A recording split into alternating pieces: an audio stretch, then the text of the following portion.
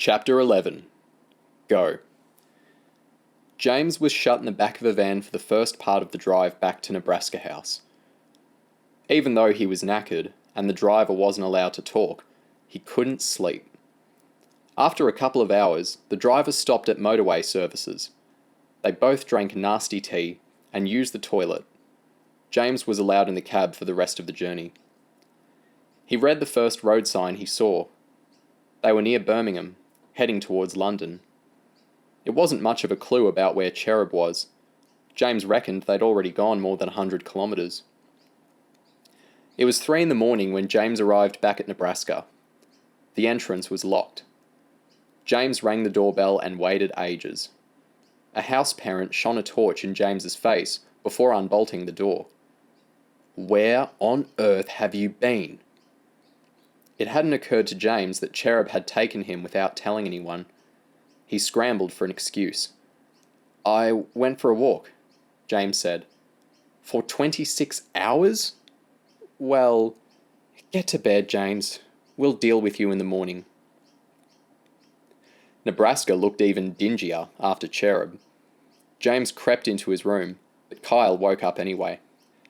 "Hey, Einstein," Kyle said. "Where have you been?"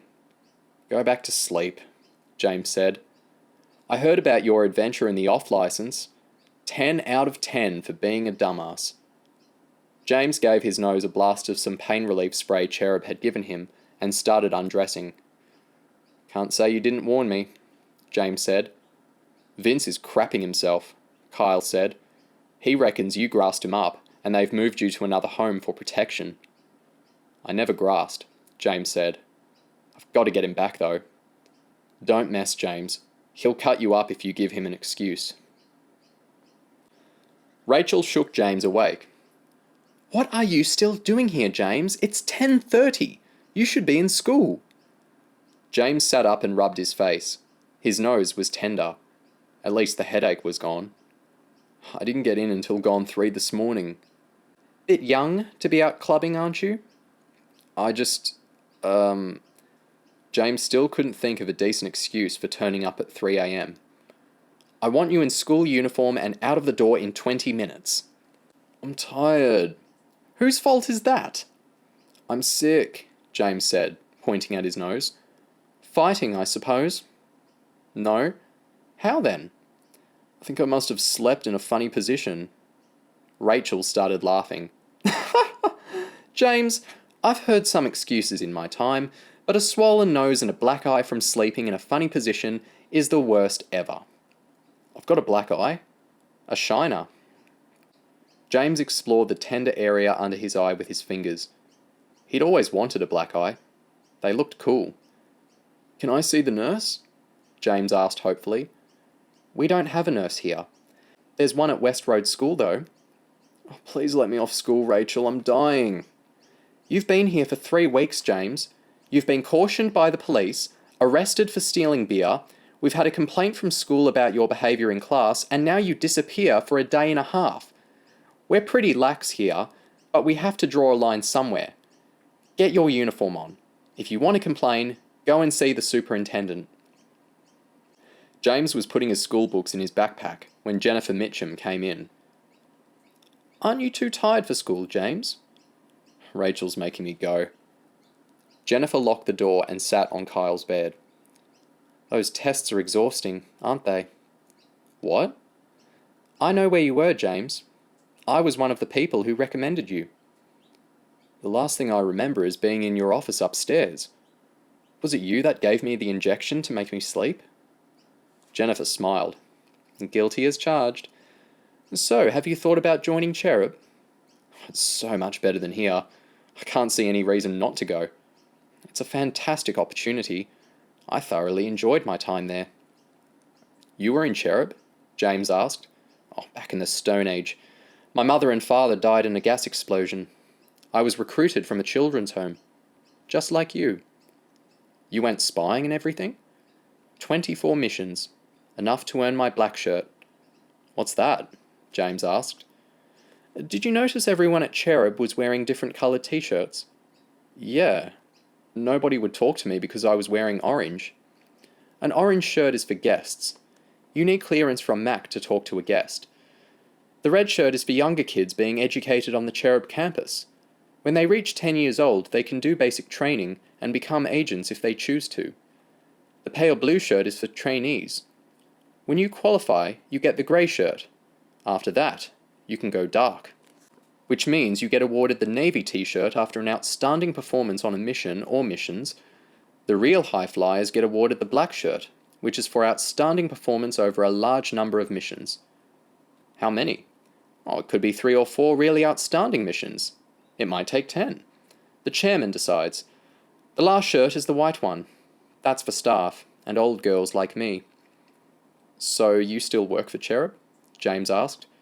No, I work for Camden Council. When I see someone like you, I make a recommendation. I'd like to give one warning before you decide, though. What? Life on the campus will be hard to begin with.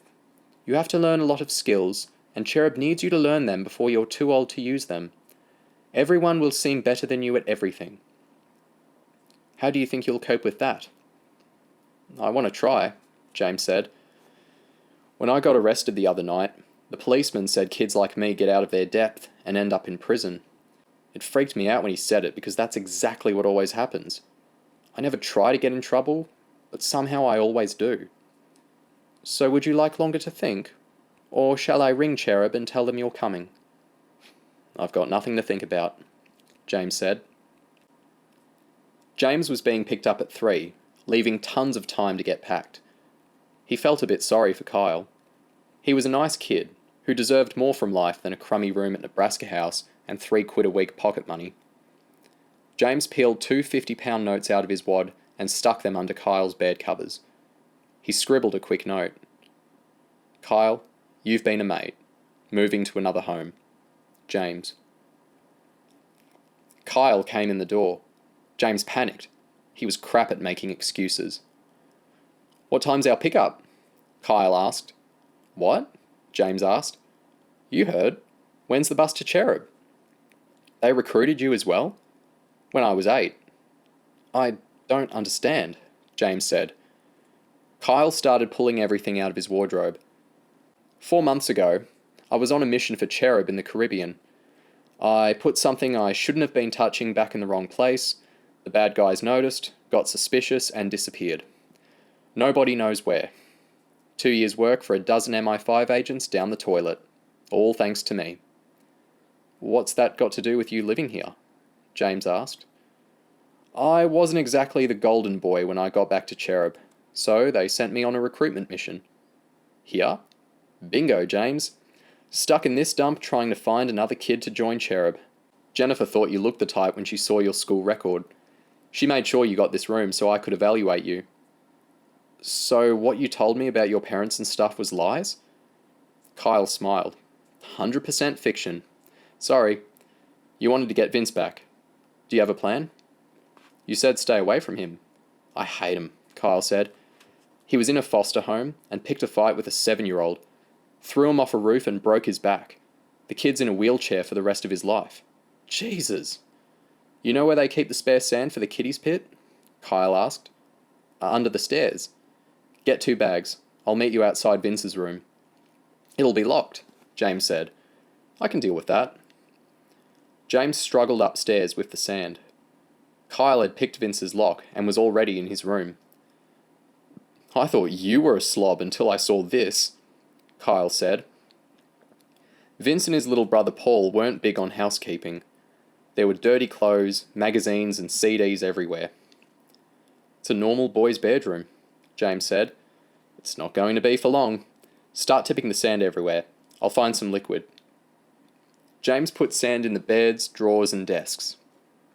Kyle smuggled catering-sized bottles of Pepsi out of the kitchen.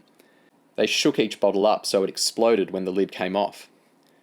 When they finished, everything was soaked in gritty, brown sludge. James laughed. Oh, I'd love to see his face. We'll be long gone. Want to see what's in his locker? Kyle pulled a metal object out of his pocket. What's that? James asked. It's a lock gun. Does most locks. You'll learn to use it in basic training. Cool, James said. Kyle slid the gun into Vince's padlock and wriggled it until the metal door sprung open.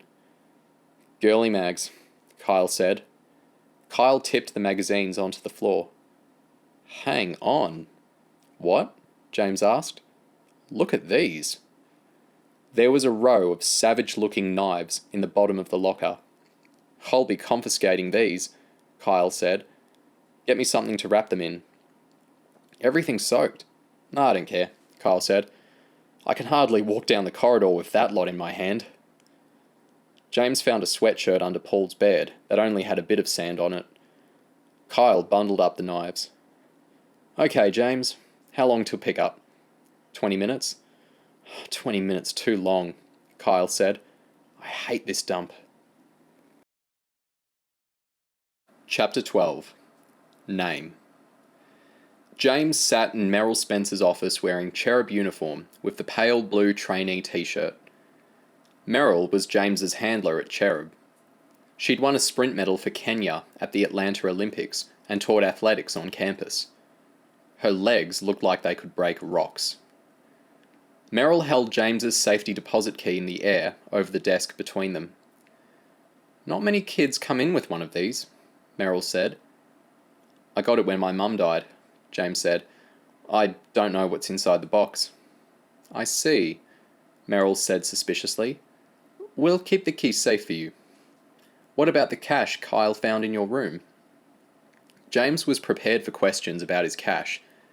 He'd realised Kyle had been through all his stuff when he saw him crack Vince's locker. "It was my mum's," James said. "How much is there?" Merrill asked. "There was 4,000, but I've spent a couple of hundred." "Just 4,000? Merrill reached into her desk drawer and pulled out a green circuit board and a tangle of electrical wires. James recognised them from when he'd ripped them out of his cassette player. "Oh," James said. "You know about that?" Merrill nodded. "Kyle found the insides of the tape player in the bin the day he met you. He found the hidden cash, and we worked out that it was from your mother's safe. You even left some lying around in obvious places to deceive Ron if he came after it. Everyone here was impressed when they realised what you'd done. It was one of the reasons you were invited to join CHERUB." "I can't believe you found all that out about me," James said. Merrill burst out laughing. "James, we struggle to find stuff out about the international drug smuggling cartels and terrorist groups. 12-year-old boys are less tricky." James smiled uneasily. "Sorry, I lied. I should have realised." "You see that track outside my window?" Merrill asked. "Yeah," James said. "Next time you lie to me, you'll be running laps around it until you're dizzy. Play it straight with me, okay?" James nodded. "So what happens to my money? Will you hand it in to the police?" "Oh, Lord, no," Merrill said. "The last thing we want is the police asking questions about you. Mac and I discussed it before you arrived. I think you'll find we've come up with a reasonable solution." Merrill got 2 little red books out of her desk. "Savings accounts," she explained. "Half for you, half for your sister when she turns 18. You can withdraw £30 a month if you want to, plus 100 on your birthday and at Christmas. Does that sound fair?" James nodded. "What's your sister's name?" "Lauren Zoe Onions." "And your name?" "James Robert Choke." "No, your new name." "What new name?" James asked. "Didn't Mac ask you to think about a new name?" "No. You can keep your first name if you want, but you have to take a new surname." "Anything I like?" "Within reason, James. Nothing too unusual, and it has to match your ethnicity." "What's ethnicity?" James asked. "Your racial origin. It means you can't call yourself James Patel or James Bin Laden." "Can I think about it for a while?" "Sorry, James. There are forms to fill out. I need a name." James thought having a new name was cool, but his mind was blank. "Well, who's your favourite pop star? Or your favourite footballer?" Merrill asked. "Avril Lavigne is okay." "James Lavigne, then." "Oh, no, I've got it," James said. "Tony Adams, the old Arsenal player." I want to be James Adams. Okay, James Adams it is. Do you want to keep Robert as a middle name? Yeah, but can I be James Robert Tony Adams? Tony is an abbreviation of Anthony. How about James Robert Anthony Adams? Sure, James said. James Robert Anthony Adams thought his new name sounded classy. I'll get Kyle to show you your room. Basic training starts in 3 weeks if you pass your medical and learn to swim. Learn to swim? James said. You can't start basic training until you can swim 50 metres. I've put you down for 2 lessons a day.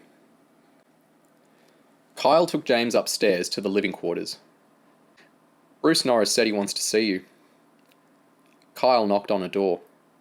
It's open, Bruce shouted from inside. James followed Kyle into Bruce's room. One wall had shelves stacked with trophies. The other was a mass of gory martial arts posters. Mental posters, James said. Thanks, Bruce said, getting off his bed and putting out his hand for James to shake. I wanted to make sure you're not holding a grudge against me after the test. No worries, James said. You want a drink or something? Bruce asked, pointing towards his fridge. He's not seen his own room yet, Kyle said. Is he on this floor? Bruce asked. Yes, Kyle said. Across from me. Cool, Bruce said. I'll see you at dinner. James and Kyle went outside. He's a bit scary, James said. It's weird being in a room with someone who could kill you with their bare hands. Most kids here could kill you in 2 seconds flat. Me included. Bruce is hilarious. He acts all macho, but he's a total baby sometimes. After he finished basic training and got his grey shirt, he heard all the little red shirt kids were going on an Easter egg hunt. They wouldn't let him go, so he burst into tears. He laid in his room and cried for like 3 hours. And you'll never guess what else. What? He sleeps with Teddy. No way. I swear to God, James. Bruce forgot to push his door shut one night, and everyone saw it. Little blue bear in the bed with him. Kyle stopped at a room with a key in the door. There you go, Kyle said. Home. James's stuff was in bags on the floor. Everything in the room looked new. A decent-sized TV and VCR, a computer, kettle, microwave and mini-fridge. The double bed had a thick duvet and a pile of pressed CHERUB uniforms on top of it. I'll leave you to turn it into a tip, Kyle said. I'll call you when it's time for dinner. James swished open his curtains and saw kids playing football on AstroTurf. All ages, boys and girls. Nobody was taking it seriously. Little kids got carried on bigger kids' shoulders. James fancied joining in, but he was more interested in his new room. There was a telephone beside the bed. He picked up, wondering who he could call, but he got a recorded message. Dial-out privileges are currently suspended. The computer looked new and had a flat LCD monitor and internet access. James realised the best thing of all. For the first time in his life, he had his own bathroom. There was a thick toweling dressing gown hanging on the door, piles of different sized towels and flannels. The bath was big enough for James to lie flat in. For some reason, he decided to stand in it fully clothed and try out the shower, soaking himself. He stepped out of the tub and looked at all the unopened bottles and packets. Soap, shampoo, electric toothbrush, deodorant, even a box of chocolate bath bombs. James laid on his bed and sank into his duvet. He rocked the mattress gently, smiling uncontrollably to himself. It was hard to imagine the room being any cooler. Dinner should have been good. The food was top. Choice of steak, fish, Chinese or Indian, and wicked desserts. James sat with Bruce and Kyle and a whole group of other kids. They all seemed nice, and James thought the girls looked cute in their CHERUB uniforms. The downer was, as soon as they saw James's pale blue trainee shirt, everyone started telling horror stories about basic training. Being cold and muddy, not getting enough to eat, smashed bones, stitched up cuts, being forced to exercise until you either puked or fainted. It sounded bad. James stood in the food store. There were snacks and soft drinks piled on the shelves. "Take whatever you want for your fridge," Kyle said. "It's all free." James looked miserably at the goodies and didn't say anything. "They shitted you up, didn't they?" Kyle said. James nodded. "Is it as bad as they all said?" "I can't sugarcoat it," Kyle said. "Basic training is the worst 100 days of your life. That's the point. Once you've been through it, you're not scared of much else. At least it doesn't start for 3 weeks. James walked to his room. A timetable had been slid under the door while he was at dinner. Tomorrow he had a medical, a dentist appointment, and 2 swimming lessons. Chapter 13. Needle. His alarm went off at 6 a.m. James noticed that a set of swimming shorts and a map had been put on his desk while he was asleep. Nobody else was about this early.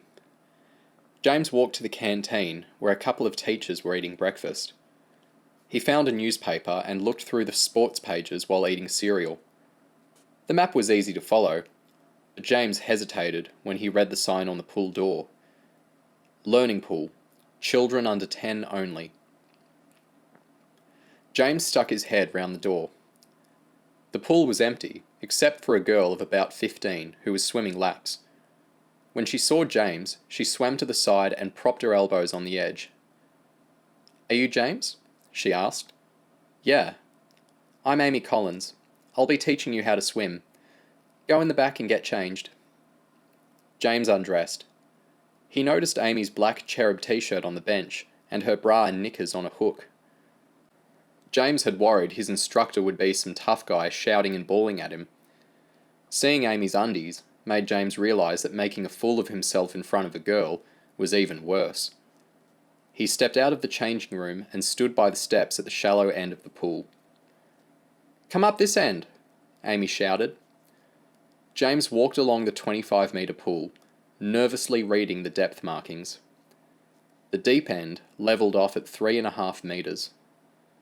"Stand with your toes curled over the edge," Amy said. James shuffled up to the edge. The bottom looked a long way off, and the chlorine smelled like the time he nearly drowned. "Take a deep breath, jump in, and hold the air until you come back up to the surface." "Won't I sink?" James asked. "People float in the water, James, especially if their lungs are full of air." James crouched down to jump. He could almost feel the water blocking his mouth. "I can't," James said. "I'm right here to catch you. Don't be scared." James didn't want to look soft in front of a girl. He raised his courage and leapt in. The quiet when his head went under was eerie. James's feet touched the bottom of the pool and he pushed himself upwards. As his face broke the surface, he let out a gasp and thrashed his arms. He couldn't see Amy. He felt the same terror as when his classmates had nearly drowned him. Amy grabbed James, and with a few powerful kicks she pushed him to the edge of the pool. James clambered out and doubled over, coughing. "Well done, James. You've learned the most important lesson. You float back to the surface when you jump in the water." "You said you'd catch me," James said. He tried to sound angry, but he let out a big sob in the middle of the sentence. "Why are you upset? You did really well." "I'm never going to learn to swim," James said. "I know it's stupid, but I'm scared of water. My 9-year-old sister can swim, but I'm too scared." "Calm down, James. It's my fault. I wouldn't have asked you to do that if I'd known you were so frightened." Amy took James back to the shallow end. They sat with their feet dangling in the water, while Amy tried to calm James down. "You must think I'm a wimp," James said. "Everyone is scared of something," Amy said. "I've taught loads of kids to swim. You may take longer to learn than someone more confident, but we'll get through it." "I should have stayed where I was," James said. "I'm not good enough for a place like this." Amy put her arm around James. James was uncomfortable at first. He felt too old for a cuddle. But Amy was nice. "Get down off the treadmill," the doctor said. His German accent made him sound like an extra from a World War II film. James wore shorts and trainers. Sweat dripped out of his hair and streaked down his face. A nurse started peeling off the sticky patches on his chest. They were all wired up to a machine. The doctor touched the machine, and a half-metre long strip of paper shot out. He stared at the paper and shook his head. "Do you watch a lot of TV, James?" "I suppose," James said. "You've just ran 1 kilometre and you're exhausted. Do you play any sport?" "Not much," James said. The doctor pinched a roll of fat on James's stomach. "Look at that flab. You're like a middle-aged man." The doctor untucked his shirt and slapped a six-pack stomach. "Like steel," he said. "And I'm 60 years old." James had never thought of himself as fat before, but now that he looked, he was a bit soggy around the middle. "When does your basic training start?" the doctor asked. 3 weeks, if I learn to swim." "You can't swim either? Pathetic! No need to swim in front of the television, I suppose, James. I'll send you down to the athletics department. Get you to do some running. No puddings, no chocolates. The good news is, apart from too much puppy fat, you seem fine. Now, injections." The nurse pulled a plastic tray with hundreds of syringes lined up on it out of a fridge. "What are all these?" James asked, alarmed. "CHERUB can send you anywhere in the world at a moment's notice. You have to be vaccinated. Influenza, cholera, typhoid, hepatitis A, hepatitis C, rubella, yellow fever, Lassa fever, tetanus, Japanese encephalitis, tuberculosis, meningitis." "I'm having all those now?" James asked. "No, that would overload your immune system and make you sick. Only 7 injections today. Then 5 in 2 days' time and another 4 in a week." "I've got to have 16 injections?" 23, actually. You'll need some booster jabs in 6 months. Before James could comprehend the full horror of this, the nurse wiped his arm with a sterile swab. The doctor tore the packaging off a syringe and jabbed it into James's arm. It didn't hurt. "Influenza," the doctor said. "Though I'd start you off with an easy one. This next one goes into the muscle and you may feel a teensy little pinch." The doctor pulled the cap off a 5-centimetre needle. "Oh, ow!" James was sitting in the changing room in his swimming shorts, waiting for his afternoon lesson. Amy rushed in. She threw a bag of school books on the floor and started unlacing her boots. "Sorry I'm late, James. Got talking and lost track of time. How's your day been?" "Awful," James said. "What's wrong with your voice?" 4 fillings at the dentist. I still can't feel my tongue." "Does it hurt?" Amy asked, stepping out of her trousers. "Not as bad as my ass where the doctor stuck 2 needles in it. Plus he says I'm fat and unfit. I've got to run 15 laps 5 times a week, and I'm not allowed to eat desserts." Amy smiled. "So, not a good day then."